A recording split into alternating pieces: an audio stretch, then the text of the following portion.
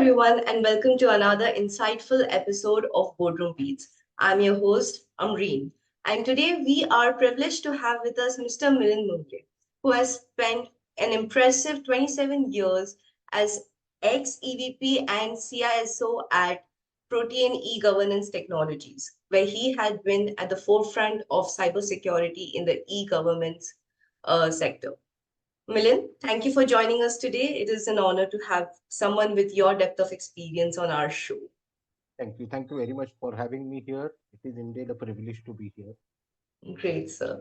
So let's dive into our discussion. So could you start with sharing something a bit about your early days in leadership role in cybersecurity, and how has your leadership style evolved from those early days to your role as EVP and CISO, especially while dealing in high-stake environments such as e-governance?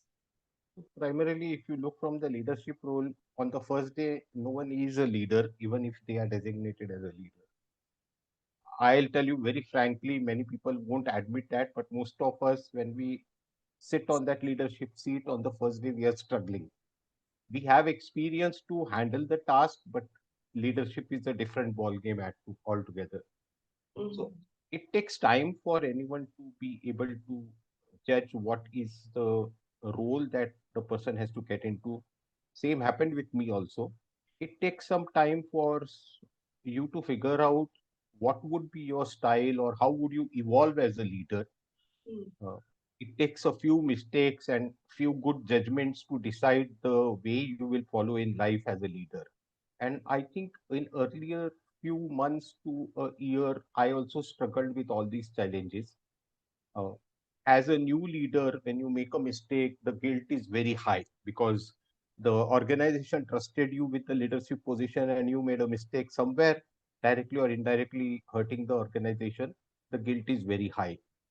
Mhm. I figured it out that mistakes are for learning rather than feeling guilty. And over a period of time, I took a positive point over there that if I have committed a mistake, maybe organizations are ready to tolerate such mistakes when they put someone in the leadership role. What is important is how do you recover from that and how do you not make the same mistake again. Similarly, for a good judgment, it should not bring in an overconfidence where by making one good judgment, you start feeling that that is one size fit all. Uh, Sometimes you have to take certain decisions which may be right for the task and the organization, but in some other situation for the same task and the same organization, the same decision may not fit right. So judgment is very important, and that is what I focused on in my earlier days to try and get my judgment right as much as possible in making any decisions or executing any tasks. And over a period of time, it becomes an habit. You get a knack of it, and it becomes a piece of cake when you take such decisions. So I think leadership is something which evolved over a period of time, and I believe there is no perfect leader in the world. Everyone has certain flaws and certain good qualities. A good leader, I believed and I followed that philosophy, strengthens his good qualities, strengthens his, and tries to overcome the weaknesses or flaws. And that has been my style all through. When it comes to talking about team management, or a leader is not a standalone or a single performer. He has to basically make sure that the whole team performs. Yeah. And for that, the best way would be the one who is involved would always feel it to be more belong to that task. So involving the team in every aspect of all the tasks that you carry out with them and developing them to perform them well is something which has been my style as a leader. So it's not, if we can call it, it's more of an the decision making would be democratic. Basically, it would be more of an taking views of everyone, involving everyone. And there are certain times when you have got to use your veto. After all the discussion, you have got to tell the people, look, okay, fine, I heard you. This is what you have to do. And that has been my style of leadership all through. when it comes to talking about the working with the team, for the team, and in the organization. That's great, sir. So, like you mentioned, there were many challenges that you had to face, like while making decisions. So, what are some specific challenges that you faced in the e-governance sector, and how did you plan on navigating them? So, when we talk from information security point of view, there are three main aspects which have to be done. One is that you have got to create a culture within the organization, because information security is not one department sitting in one corner doing their work and the organization is secure. Mhm. Every person, every employee has to believe that their organization needs to be secured and they have a part to play in it. And that doesn't come purely by training and awareness sessions, it is also culture building. So, one aspect of information security is culture. And changing the culture, changing the mindset of people itself is a big challenge. And that happens over a period of time. The second aspect is cost control. As much as you want to deploy n number of technologies and have unlimited resources so that you can secure the organization, it is not possible practically. So prioritization of what needs to be done immediately and what can wait is something which is another challenge, because if you make a judgment, if you decide that something can wait for some more time, and if God forbid that is the reason why organization gets into some kind of a trouble with regards to information security, then it's a wrong judgment which can harm the organization a lot. So the challenge is in being able to identify what is the right thing to do now and what can wait for tomorrow. And that is another challenge. And third challenge, of course, when we talk from e-governance point of view, or when we talk from any such organization which has directly or indirectly an oversight of an regulator or someone who would have a say in what you will do and what you will not do. Obviously, the challenge is in being able to continue with your routine operations, which is necessary, as well as complying with the requirements that come from uh, these agencies or entities of authority who have a say in what you can do and what you cannot do. So Mhm. these are the three types of challenges, mainly culture building. Other is being able to deploy your resources, including the budget at the right place at the right time. And third is, while you continue with your routine operations, which are very important, also comply with the uh, oversight uh, that is mandated on you by either government or regulators or by the law of the land. Mhm. That was quite insightful. So, like you mentioned, culture building is a very important aspect of cybersecurity in an organization. So, how did you approach and in building and managing your team? Like, what strategies did you find most effective in fostering and creating a resilient cybersecurity workforce?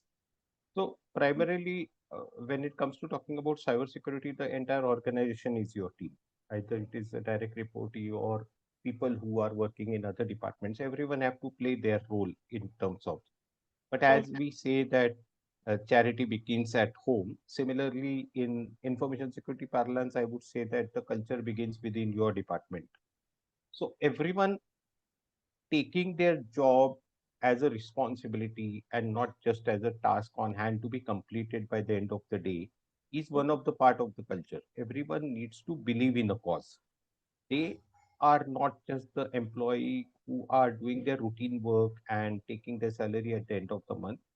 They should believe in the cause that whatever they are doing is much more beyond the routine work that they are supposed to do, unlike many other functions where routine work is good enough because their job demands the routine work. Like a factory line officer has to do a routine work.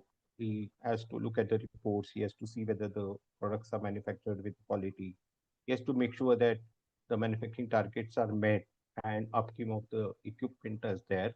Similarly, in security, it is not just you check the logs, you check the reports, you just see whether there is something anomaly, report it, and leave it to someone to do it. One has Mhm. to believe that whatever is being done is a very important and integral part of security, and if there is even a slightest lapse, probably it can hurt the organization. And that's basically what I had been focusing on, making my team believe that whatever they are doing is very, very important for the organization, whatever level they are in, whatever position they are in, or whatever task they are doing. Without that, information security posture of the organization would never be what it is. So every team member has to believe that their job is very important, their task is very important, and has to do that with full sincerity, and not because someone told them to do it, but because they want to do it. So that is has been how I have been trying to develop the team culture. And once you do that, obviously, when others watch you doing that, when others see your people working in that direction, cooperation by other departments automatically comes. And I've been very lucky to have very good people in my peer departments who always took it seriously when we said that this is an issue of integrity.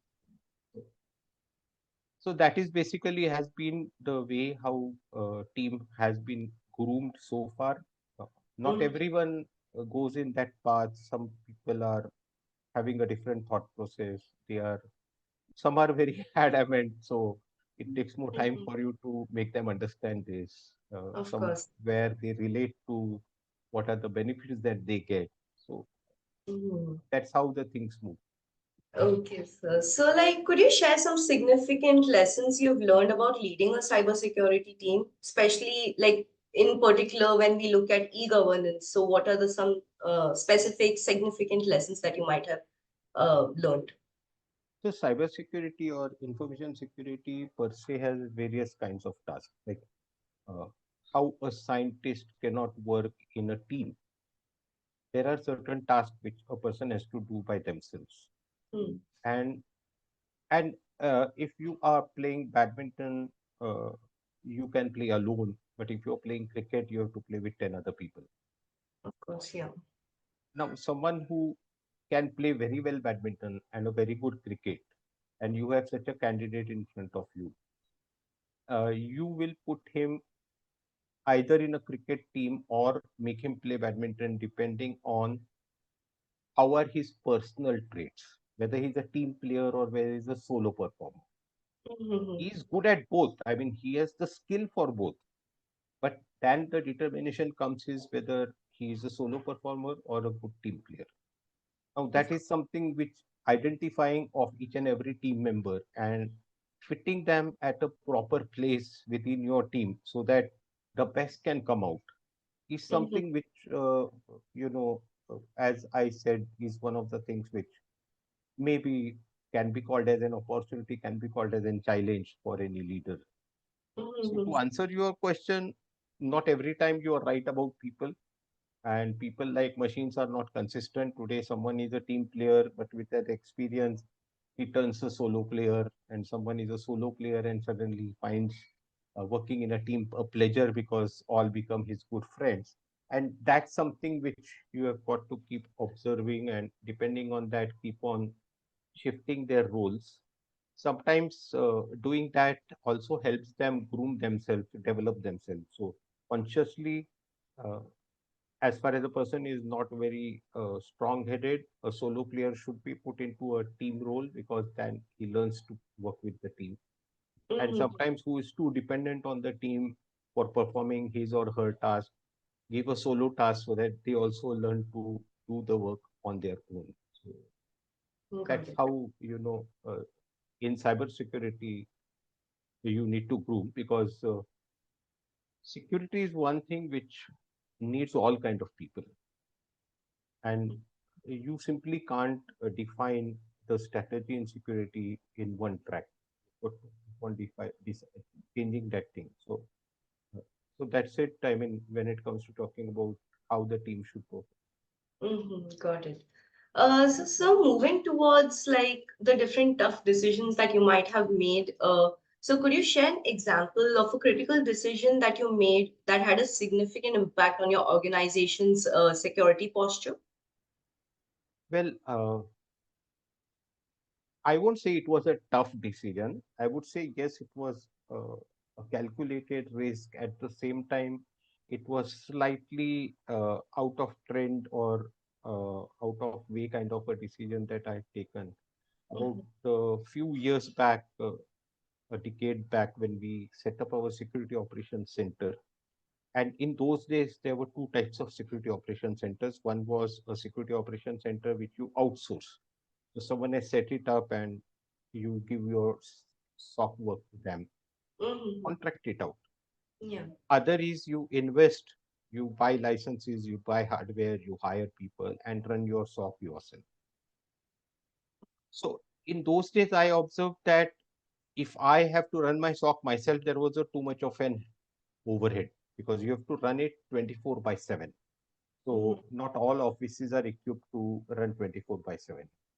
Of And it course. cannot be in an office which runs 24 by 7. It has to be somewhere in a more isolated place because someone who is trying to attack your organization should not easily get access to your security operations center. So it has to be Mhm, way away from the office. And if I outsource, then we lose all the skills because we don't know how the work happens. We don't know what is happening. They just send you a report and that's the insight you get. You can ask mhm, them few questions, but on ground, I mean, experience about the security operations would have never been developed. mhm, So that time it was unheard of hybrid SOC. At least I did not get a single example when I was trying to find where you run the security operations center from your office at the same time you outsource it to the outside entity service provider. So I took a decision that we will run one shift in our office and we will run the balance two shifts from a service provider's office. So their setup was far away. So automatically it also acts like a disaster recovery for us because they were in a totally different zone and we were in a different zone. So primarily it was slightly a decision which would put me in dilemma because uh, in such a decision, you don't get any help. Even if you go to your superiors, they would say, look, you know how this whole thing works and what is this technology and all that. You know better. You decide what is right. mhm. If you follow the trend, then you are not doing anything different. And if you go against the trend, then setting it up, establishing, settling it down, getting the best result out of it is always a question mark. So Mhm. that was one decision that I had taken at that time to have an hybrid SOC. And after that, I believe now many people do that. Many people do that. Mhm. Uh, Settling it down, making sure how the shift handover happens because your one shift is running in one geography, the other two shifts are running in other geographies. So studying how this follow the sun model works so that you know how Yeah. they actually hand over from US to Australia and Australia to some Mm. other place. That is something studying that model and trying to learn from that to be able to do that in a very small way within our own setup was a learning experience. And I think today, if I look back till the time I was working with the organization, and today also I have my friends in the organization, so sometimes I keep on getting some pillars from there. I think it was a good decision at that time, though it would have gone south, but it did not. And today we have been able to retain the knowledge base as well as the experience base of running a SOC. At the same time, we don't have an overhead of running it 24 by 7 all through our office. Though the confidence over a period of this decade has gone up that we can run it from our office on our own. For that Mhm. sake, even the organization can even offer these services outside. That confidence came only because this decision was taken at that time.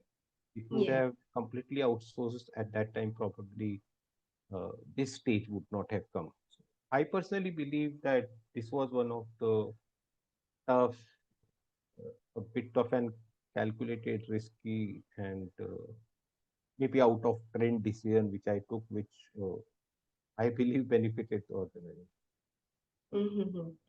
Okay, so that's actually great. And this is something definitely that our viewers would look forward to read up on, like how this technological advancement actually came through and how decisions makers decided to, instead of outsourcing, kind of build their own internal team. So, sir, talking about the rapid pace of technological advancements that is coming up, staying ahead must always be challenging. So, how did you ensure that your team and strategies adopted to the new threats and stayed ahead of the technological changes? So in security, you can't stay ahead. The challenge is in staying at the same pace. Mhm.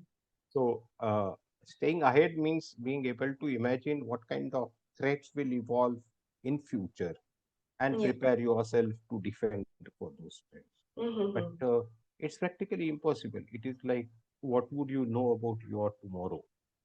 But you are prepared today to face your tomorrow, right? It could be a very good day, it could be a very bad day, but you are Mhm. prepared to face that tomorrow without knowing what is coming tomorrow.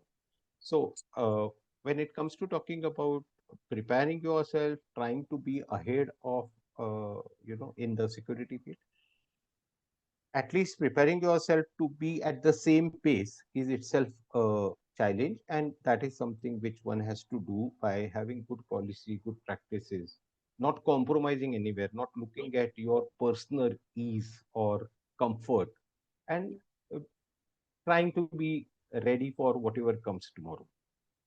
When it comes to talk about technology, of course, when the security hype started happening because more and more organizations were getting affected, technology providers saw an opportunity and the need in the industry for that, and they started building many solutions and they started offering many solutions. Now it is not something like a dress which, out of fashion you throw it away however good it may be and buy a new one. Technology Mhm. is something which you spend a huge amount of money, you take efforts, time to master it, to settle it down, and you cannot simply throw it away before its life ends. So, be able to identify what are the technologies that you need to midway throw away because they have stopped serving the purpose, and what are the technologies which you can still use till the end of its life, even though new technologies have evolved, is something which every organization has to decide based on their risk appetite and their risk profile.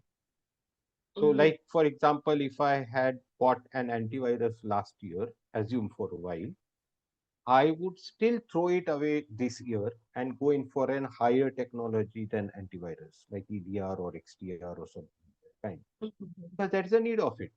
Just because, to be able to recover your investment in antivirus, you cannot keep your organization in a very risky situation because you need a higher version, higher features in terms of protecting yourself from such kind of threats.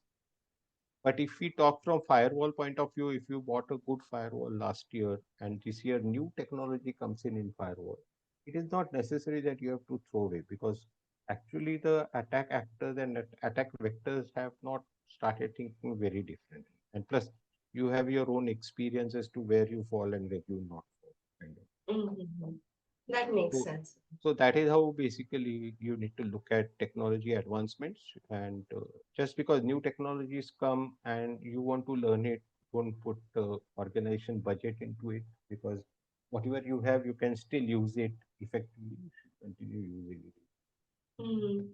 So, sir, reflecting on your remarkable career as the CISO at eProtean, what are you most proud of? And looking forward, where do you see the field of cybersecurity heading, especially in governance?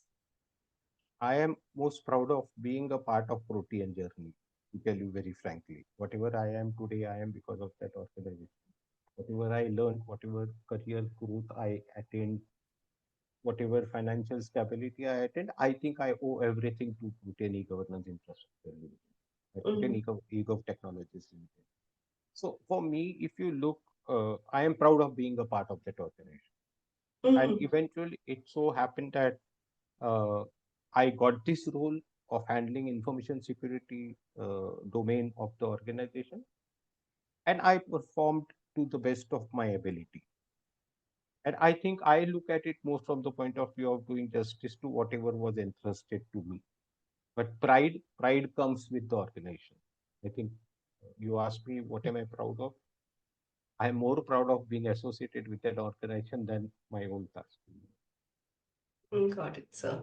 And where do you see the field of cybersecurity heading, like especially in governance? Frankly speaking, cybersecurity is like air. Whether you breathe or I breathe or Prime Minister of India breathes or President of USA breathes, it's the same air. Maybe Mhm. where we stay, there may be more pollution. Where they stay, it may be less pollution. But cybersecurity and information security is like air and oxygen. So I don't think it should be discriminated between like where is it heading for e-governance or where is it heading for manufacturing or where is it heading for IT.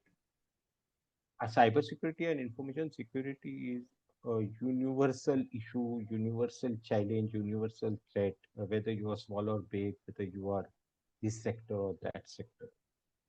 And as Mhm. far as it is heading, where, yes, and you both know the people who are defending and the people who are attacking, both know that without this, it cannot continue. You may be able to avoid a physical war on the border by talks, but in information security and cyber security, you cannot avoid any war. You Hmm. cannot simply talk out. I mean, you can talk to your neighbors on the border and say, boss, let us not kill each other. Let Yeah. us survive. You are happy in your land and I am happy in my land. And Mhm. maybe the neighbor may probably once in a while even agree to your viewpoint. But in cybersecurity and information security, there is nothing like that. They, Definitely. they will launch an attack and you will have to defend the attack if you are to survive. I think sector-wise discriminating or trying to identify the trend of cybersecurity sector-wise may not be the right thing to do. Uh, it is a universal challenge and threat, regardless of sector size and type of organization you are in. Mhm. And the best defense is to be able to identify when it happens as soon as possible. Mhm. Any delay, they also have the same technology, right? They are also equipped with the same kind of technology. Rather, they are more intelligent because they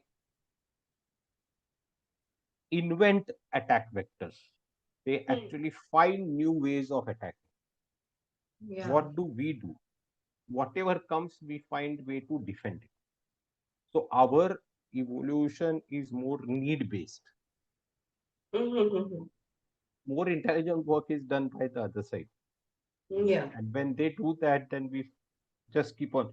We don't do intelligent work of inventing new attack vectors and defending them. So that is basically, we have to see from any sector. The most important aspect in this is never be compliant. You have to always be paranoid. You cannot exhibit that now everything is fine. I can sleep peacefully. Hmm. As long as you are paranoid, you are alert. As long as you are alert, you know you will do your job properly. So whether it is pharmaceutical company or a manufacturing sector or e-governance sector or finance sector, anywhere, anyone who is responsible for security cannot sleep peacefully, has to be always alert and paranoid. And as far as technology is concerned, it is available now. In olden days, technology itself was either not available or not affordable. Mhm. Yeah. You required a firewall to protect your company way back in 2000, but the cost of fire was so heavy that you have to evolve certain new methods to do the same thing without spending that much of money. Yeah. But today, that is not the case. Today, technology is available for everything. You have to identify the technology and you have to find a way to deploy it. So that's basically how the cybersecurity is evolving. Got it, sir. And so, as we look into the future, what advice would you give to upcoming cybersecurity professionals who aspire to take on leadership roles in critical sectors, especially in e-governance So or in general as well? as far as the work is concerned, I would say that the younger generation should believe in automation. Uh, Automation is something which is their future. They should not get into an ego right that no, I will do it myself. Why do I need a machine to do it? Because Mhm. the sheer volume is such that manually handling all these things is impossible unless until you have, a huge amount of human resource with you, which is practically impossible in today's day. The demand is so much and the need is so much that whatever resources you would get would still be less. Mhm. And there is always a certain amount of budget that you can spend on human resource. So the future cybersecurity professionals as well as the leaders should look at automation as one of the most important aspect of their work profile. And in terms of philosophy of doing this job or approach to this particular job, I think uh, when it comes to talking about the national security, it is the military. When it comes to talking about domestic security, it is the police, law enforcement. So Mhm. cybersecurity professionals are no less than any of these two. But the passion to serve the country, when it comes to talking about the military or the, you know, the undivided attention, or we can call it the dedication to enforce law in the police, Mhm. that is something which a cybersecurity professional has to imbibe, and the future cybersecurity leaders have to imbibe to be able to protect their organization.